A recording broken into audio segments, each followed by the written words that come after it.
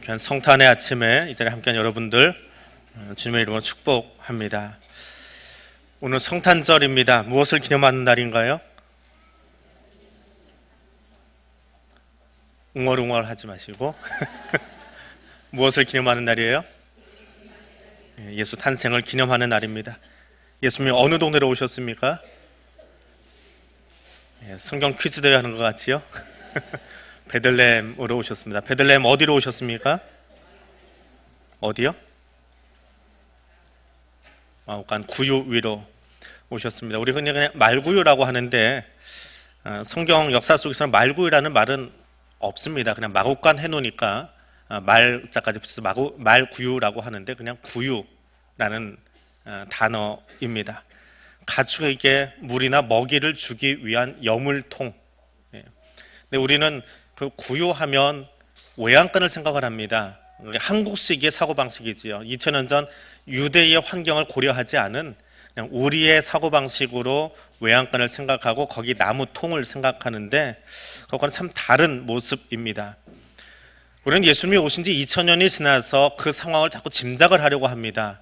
그런데 예수님이 오신 지 150년이 지난 뒤에 저스틴이라고 하는 한 학자는 예수님이 태어난 곳은 동굴로 된 마구간이다, 그렇게 추정을 했습니다.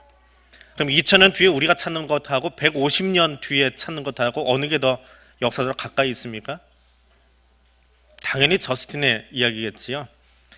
그래서 저스틴이 이야기한 그 동굴형의 마구간, 그러니까 짐승을 키우는 곳, 그곳을 생각을 해서 거기서 150년 지나면 330년 콘스탄틴 대제가 로마의 기독교를 국교로 공인하면서 그 장소를 헬레나 공주가 소위 성지순례를 해요. 그래서 거기다 교회를 세웁니다. 그래서 예수 탄생교회라고 하는, 지금 성지순례를 가면 우리가 흔히 둘러보고 있는 그곳이 그 동굴형 마구간입니다. 우리의 이미지, 외양간의 이미지로는 생각할 수 없는 곳인데 예수님은 왜 그 구유로 오셨을까? 오늘 우리는 그것을 함께 나누려고 합니다. 첫 번째로 예수님이 구유로 찾아오신 이유는 우리의 삶의 현장으로 찾아오시기 위해서 구유라고 하는 이미지를 선택을 하셨습니다.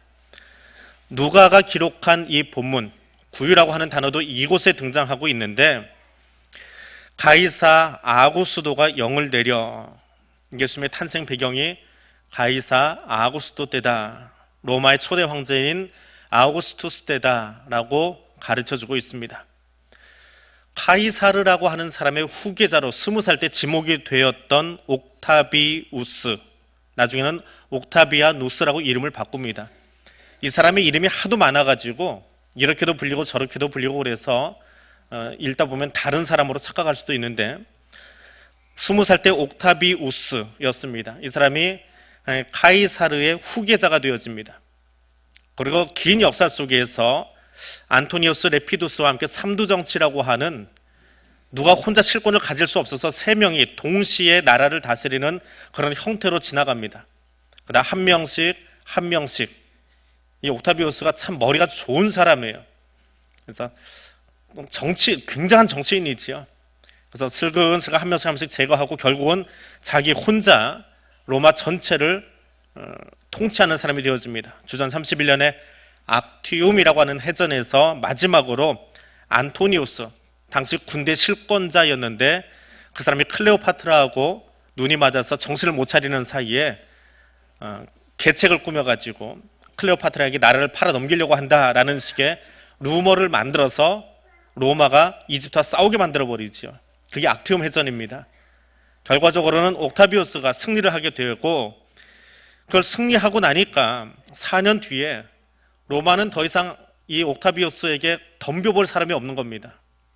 그래서 이 사람에게 옥타비아누스라고 이름을 바꾸고 아우구스투스라고 하는, 우리 성경에는 아구스도라고 되어 있습니다. 아우구스투스라고 하는 호칭을 부여합니다. 이 아구스도라고 하는 말은 뭐냐 하면 존엄자라고 하는 말입니다. 존엄자, 지존하신 분, 우리는 하나님에게 붙이는 호칭이지요. 근데 로마 사람들은 감히 이 사람에게 대적할 사람이 없어서 당신 옥타비아누스가 존엄하신 분, 지존하신 분입니다. 아우구스투스입니다. 라고 이름을 붙여줍니다. 그리고는 마지막으로 싸운 전쟁이 악티움이라고 그랬잖아요. 전쟁에서 이겼잖아요. 그러니까 통수권도 당신이 가지십시오. 임페라토르, 임페리얼, 상표도 있지요. 임페라토르, 당신이 군 통수권도 가져가십시오. 그 다음에 프린캡스, 국회 최고 1인자가 되십시오. 국회의장도 당신이 그냥 하십시오. 법도 만들고 그 법 가지고 군대도 통솔하고, 그 다음에 호민관도 하십시오. 호민관은 평민들의 대표가 국회를 견제하기 위해서 만들어진 제도인데 그것도 당신이 1인자 하십시오. 그럼 누가 덤빕니까? 평민의 1인자, 국회 1인자, 군 통수권자, 행정 7위자 다 가지고 있으면 누가 덤빕니까? 이게 황제입니다. 황제가 되어버린 겁니다. 그리고 향후 200년 동안 그 황제정 앞에 누구도 거역할 수 없는 세습이 가능한 황제정을 이 옥타비아누스에게 아구스토라고 하는 이름을 붙여주면서 넘겨줘 버립니다. 로마의 초대 황제가 되는 것이지요. 자, 황제가 된 아구스토가 제일 먼저 한 것은 무엇이냐? 오늘 2장에 나오는 이 사건입니다. 대체 내가 다스릴 땅 안에 사람이 몇 명인지 알아야 세금도 거두고 어디 숨지 못하게 다 징발해서 군대로 징집해서 사용할 것 아니냐. 그래서 인구 조사를 단행합니다. 아구스토가 황제로서의 권한을 다 가진 다음에 가장 먼저 했던, 내가 진짜 황제다, 누가 나한테 덤빌 거냐, 그리고 조사를 시킨 것이 바로 이 사건입니다. 사람들은 이 아구스토의 말에, 절대 권력자인 아구스토의 말에 모든 귀와 눈을 모을 수밖에 없었고, 그가 하라고 하면 아무리 추워도 겨울에 자기 고향을 찾아가서 호적할 수밖에 없었던 것이 누가복음 2장에 예수님이 오실 때의 배경입니다. 근데 그때 하나님은 어디로 오셨다고요? 베들레헴의 구유 위로 오셨습니다. 성육신하신 하나님이 구유 위로 찾아오셨습니다. 우리가 가지고 있는 한옥, 전통 가옥의 바깥이 있는 외양간이 아니고, 유대 사람들도 부자들은 마곡간이 바깥에 있답니다. 이 여관처럼 사람이 머무는 곳이 따로 있고 짐승을 메어두을 수 있도록 동굴형의 마곡간을 만들어 놓기는 합니다만, 대부분의 마곡간은 어디에 있느냐 하면 사람이 사는 그 공간 안에 같이 있어요. 그래서 조금 돋아놓은 것이 사람이 사는 곳이고, 거기보다 조금 땅을 까서 한 계단 정도 아래쪽에 짐승이 같이 잠을 잡니다. 그래서 짐승이라는 말보다는 가축, 가족과 같은 동물, 우리 요즘 반려견 하듯이 그냥 가족이에요. 그래서 한 건물 안에, 한 울타리 안에 같이 사람도 자고 또 가축도 같이 자는, 이런 거 보는 거 어렵지 않습니다. 굳이 이스라엘 안 가도요, 동남아 가면 캄보디아, 베트남만 가보아도 시가지가 아니고 조금 외곽으로 벗어나면 그들이 사는 동네 가면 그냥 나무로 울타리만 지어놓고 그 안에 사람이 같이 살아요. 사람이 살고 그 옆에 끈만 매가지고 돼지도 있고 소도 있고 그냥 한 울타리 속에 있습니다. 개들한테 집 따로 만들어줄 만큼 여력이 없어요. 그리고 그냥 같이 한 가족처럼 삽니다. 그곳에 짐승이 먹이를 먹을 수 있도록 통이 하나 있어요. 여물통이 하나 있습니다.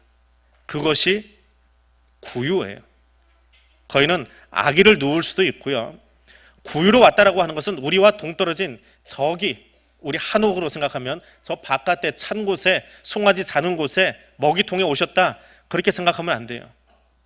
우리의 가족의 일원으로, 우리 집 안으로 들어오셨다라고 하는 표현입니다. 누가는 그것을 설명하기 위해서 마태나 마가가 설명하지 않은 구유라고 하는 이 단어를 여기에 사용하고 있습니다. 아구스토처럼 백성들과 동떨어진 곳에 권력에 심취해서 모사를 꾸미기 위해서 찾아온 것이 아니라 백성들의 삶의 현장으로, 그 집으로, 그 가족 안으로 직접 들어오신 하나님. 유대인은 어떤 왕을 기다렸습니까? 마치 아구스토와 같은 왕을 기다렸겠지요. 군 통수권자로서 절대적인 권력을 가지고 자기들을 해방시켜줄 왕 메시아를 기다렸지만, 정작 하나님은 어디로 오셨어요? 구유 위로 오셨어요. 우리의 삶의 현장으로 오셨다는 말입니다. 우리의 삶 속으로 들어오셨다라고 하는 말입니다. 누가가 아기 예수의 오심을 묘사하면서 아무도 묘사하지 않았던, 다른 복음서 기자들은 묘사하지 않았던 이 단어를 사용한 것은 오늘 우리를 찾아오신 하나님이 다른 곳에 계신 것이 아니라, 멀리 계신 것이 아니라 우리 삶의 자리에 같이 하신다라고 하는 것을 증거하고 싶어서 이 말씀을 주고 있는 겁니다. 주일에 교회에 나와야만 예배당에서 하나님을 만날 수 있는 것이 아니라, 혹은 우리가 육신의 삶을 마친 뒤에 우리 영혼이 하나님 나라에 가서 그분을 배우는 것이 아니라, 내가 너와 함께 하리라 라고 하는 그 메시지의 내용이 무엇인지 몸소 보여주고 싶으셔서 이 땅으로 찾아오신 하나님, 성자 하나님은 집 안에 있는 구유 위로 찾아오셨습니다. 그 하나님을 우리의 삶의 자리에서 날마다 만나는 저와 여러분이 될 수 있기를 원합니다. 두 번째로, 하나님은 우리의 이성 너머로, 우리의 생각 너머로 찾아오셨습니다. 사람들은 특별한 것을 좋아합니다. 다른 사람과 좀 다른 유별난 것을 좋아합니다. 특별한 대우를 받기를 원하고요, 특별해지기를 원합니다. 같이 밥을 먹어도 내 자리가 따로 좀 준비되어 있으면 뭔가 좀 대접받는 것 같고요, 다른 사람과 같이 예배 드려도 여기는 내 지정석이야 라고 말하는 것이 왠지 좀 기분이 좋고요. 이게 참 재미있는 것은 모 이동통신사의 멤버십 등급이 있습니다. 그 통신사의 등급은 제일 하위 등급이 실버예요. 은입니다. 그 다음 등급이 골드고요, 제일 위의 등급이 VIP입니다. 그런데 실버나 골드나 VIP나 뭐가 다른가요? 은을 한 이만큼 가지고 있으면 부자 아닌가요? 물론 금하고 조금 가격은 다르겠지요. 근데 실버보다 골드가 더 좋아 보이고, 골드보다 VIP가 좋아 보이고, VIP보다 VVIP가 더 좋아 보이고요.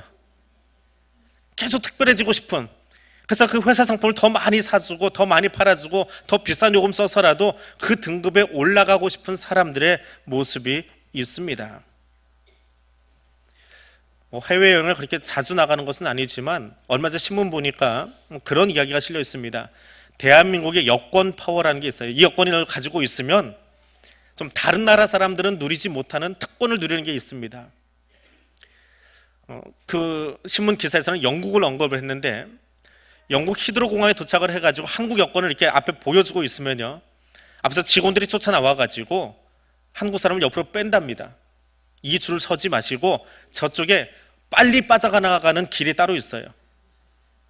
외교관 라인이 아닙니다. 그냥 한국 사람이기 때문에 줄 서서 지나가려면 통상 히드로 공항의 입국 그 신고가 1시간 반이 걸린대요. 근데 저쪽으로 나가면 15분이면 나간답니다. 그래서 거기 가서 여권을, 한국 여권을 이렇게 폼에다 들고 줄 서지 마시고 이렇게 보여주면 돼요. 나 한국 사람이야 그러면 저 앞서 부른답니다. 이리 오세요. 그래가지고 옆으로 빼준답니다. 왜 그런가 했더니 인천공항에서 나갈 때부터 우리 자동 출입국 심사하잖아요. 그 시스템이 워낙에 잘 돼 있어서, 또 한국 여권의 보안 장치가 잘 돼 있어서 믿는답니다. 한국을 믿기 때문에. 영국이나 유럽권에서는, 특별히 큰 공항에서는 한국 여권을 가지고 있으면 빨리 빠져나가는 패스트 코스가 다 따로 있답니다. 기분 좋지요? 나가보고 싶지요. 그러니까 한번 좀 다녀오십시오. 그런 어떤 특별 대접을 받는 것을 사람들은 굉장히 좋아합니다. 그런데 하나님은 거꾸로 사십니다. 하나님이 인간이 되셨습니다. 그것도 다윗의 집안으로, 요셉의 가정으로 찾아오셨습니다. 그리스 로마 신화에 나오는 가짜 신들은 유희를 위해서, 자기 쾌락을 위해서, 자기 즐거움을 위해서 인간 세상에 찾아옵니다. 먹거리를 찾아서, 자기 재미를 찾아서 찾아옵니다. 하나님은 왜 인간이 돼서 우리 가운데 오셨습니까? 체험학습하려고 오셨나요? 우리의 죄를 용서하시려고 오셨습니다. 바울은 빌립보의 성도들에게 이렇게 서신을 보내고 있습니다. 예수 그리스도 그분은 근본 하나님의 본체지만 하나님과 동등됨을 취하지 않고 그것을 보류하시고 하나님 됨을 보류해 놓으시고 홀딩해 놓으시고 자기를 비워서 종의 형체로, 종의 형상으로, 종의 모양으로, 종과 같은 모습으로, 사람의 모습으로 우리 가운데 오셨다라고 말하고 있습니다. 하나님이 인간이 되신 것은 스스로 하나님의 본질을, 하나님의 형체를, 하나님의 모습을 포기한 것입니다. 그것만 포기한 것이 아니라 스스로 우리 죄를 위해서 화목제물 되기 위해서 오신 사건이 성육신하신, 인간이 되어 이 땅에 오신 사건입니다. 오늘 본문의 배경이 되는 아구스도 옥타비아누스, 평민인 아버지를 두었기 때문에 이 사람의 어머니는 귀족이에요. 근데 너무너무 좋아서 평민 아버지를, 평민 남편을 선택을 했어요. 로마는 가부장적인 사회입니다. 아버지의 신분을 따라가게 돼 있어요. 어머니가 공주여도 상관없어요. 아버지가 평민이기에 평민으로 살 수밖에 없었던 것이 옥타비누스입니다. 근데 모기 혈통을 받았나 봐요. 머리도 좋고 정치력도 있습니다. 그것을 카이사르라고 하는 사람이 알아봅니다. 그래서 그를 유언에 의해서 후계자로 자기 양 아들로 데려옵니다. 그래서 자기 부모 때문이 아니라 양 아버지 때문에 귀족이 되었어요. 그래서 황제로 나갈 수 있는 길이 열린 겁니다. 그러지 않았으면 그는 죽었다 깨도 황제는 못해요. 양아들이 되었기 때문에, 카이사르의 양아들이 되었기 때문에 치열한 전쟁을 치르고 옥타비아누스가 되었습니다. 그러니까 초대 황제가 되는 과정을 쭉 읽어보면, 로마인 이야기라고 하는 시오노 나누미가 쓴 그 책을 읽어보면요, 정말 지저분해요. 역사를 간추려 보면 왕이 되었습니다, 헤세서 이겼습니다라고 하지만 얼마나 모사에 능한지, 얼마나 사람들에게 속임수를 많이 썼는지 몰라요. 그리고 나서 결국 그 자리에 올라갔습니다. 그리고 사람들에게는 어떤 호칭을 받아요? 아구스도, 존엄자라는 호칭을 받은 게 아니라 얻어낸 거지요. 취한 거지요. 그것이 아구스도입니다. 그때에 하나님이 인간이 되어 오셨습니다. 그 하나님은 어떻게 하셨습니까? 하나님과 동등하신 분이지만 스스로 인간이 되셨습니다. 모든 것을 창조하신 분이지만 다스리고 군림하기 위해서가 아니라 섬기고 발을 닦아주고 죄를 용서하기 위해서 인간이 되어 이 땅 가운데 오셨습니다. 팍스 로마라고 하는, 로마의 평화라고 하는 그 역사를 배우는 우리의 이성 가운데 스스로 낮아져서 우리와 같이 되신 하나님을 묵상하는 것은 우리의 이성을 뛰어넘는 사건입니다. 오늘도 주님은 우리 이성과 부딪히면서 찾아오십니다. 내 작은 머리로는 다 이해할 수 없는 일들을 펼쳐 가십니다. 내 경험으로는 다 담아낼 수 없는 하나님의 사랑을 오늘도 또 한 번 경험하도록 그렇게 찾아와서 우리를 만나 주십니다. 내 작은 울타리 안에, 내 경험 안에 이것이 하나님 전부야라고 가두지 마십시오. 내 평생에 하나님을 경험했어도 그것보다 더 크신 분이 하나님이시고요, 내 평생에 하나님을 공부했어도, 하나님을 알아가 보았어도 그것보다 더 크신 분이 전능하신 하나님이십니다. 그 하나님이 내가 이해할 수 있도록 인간이 되어 이 땅에 오신 감당할 수 없는 사건이 성탄의 사건입니다. 그 찾아오신 하나님을 마음껏 누리고 만나고 나눌 수 있는 하나님의 사람들 될 수 있기를 원합니다. 세 번째로 오늘 본문은 친숙함과 부딪히는 하나님입니다. 한 해가 끝나가는 12월 달력 제일 마지막 공휴일이 언제입니까? 12월 25일 성탄절. 세상 사람들은 달력을 그렇게 엽니다. 11월 달력을 뜯어내고 12월 달력을 보면 마지막 공휴일이 어느 요일에 있을까? 얘가 금요일에 와 있으면 참 좋은데 수요일은 세상 사람들은 별 볼 일 없는 날이에요. 그렇잖아요? 얘가 월요일 날만 있어줘도 좋은데 세상 사람들에게는 그냥 빨간색이고 쉬는 날일 뿐입니다. 또 성탄절이 가까워지면 신문에, 방송에 기업마다 연말 결산하면서 마지막 기부금 내니라고 우리 성탄절에 불이요 돋습니다. 그거 자랑하고 사진 찍느라고 바쁜 것이 성탄절입니다. 교회에서는요, 아기 예수를 찾아가기 시작합니다. 아기 예수. 교회력은 예수 그리스도의 오심을 기다리는 대림절부터 시작해서 주님이 오셨습니다. 성탄절과 주님의 공생애를 시작하셨습니다. 주현절과 예수님이 고난받으신 사순절, 부활하신 부활절, 그리고 그분이 약속하신 보혜사 성령님이 오신 오순절 성령 강림주일, 그리고 성령 강림주일 후 몇째 주일 하면서 교회력이 돌아갑니다. 큰 절기를 몇 개 뽑아내라고 한다면 예수님이 죽으시고 부활하신 예수 그리스도를 묵상하는 부활절이 있습니다. 사람이 죽었다가 부활했대요. 새로운 피조물이 되어진대요.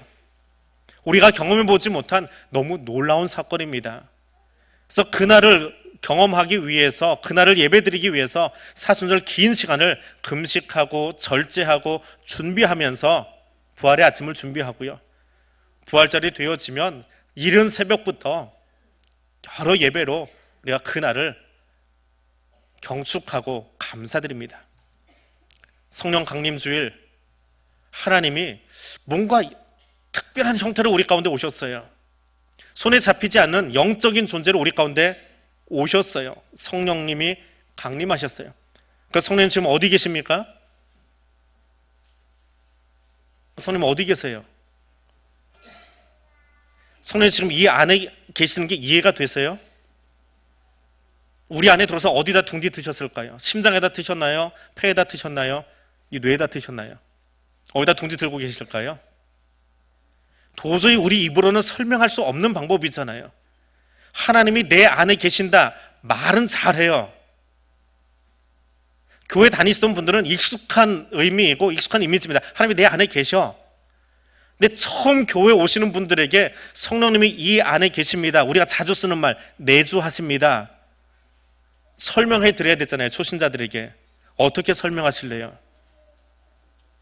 정말 설명하기 어려운 신비거든요. 부활의 신비도, 성령님이 내 안에 오신 그 신비로움도 우리의 입술로는 설명할 수 없어요. 그래서 부활절이나 성령 강림주일은 정말 특별합니다. 그런데 성탄절 어떻게 설명합니까? 여기다 구유 하나 만들어 놓고요, 예수님 인형 하나 눕혀놓고 성탄절입니다 짝짝짝 하고 있어요. 너무 친숙해요. 너무 익숙해요. 그리고 어린아이들의 성탄 축하 발표회를 하면서 아주 익숙한 아이들의 잔치같이, 그리고 어디 있지도 않던 산타크로스가 예수님을 대신해서 들어와가지고 산타크로스의 선물 받는 날로, 아무리 교회를 다녀도 산타크로스의 선물은 기다려지는, 그렇게 친숙하고 선물을 받는 그런 절기가 성탄절이거든요.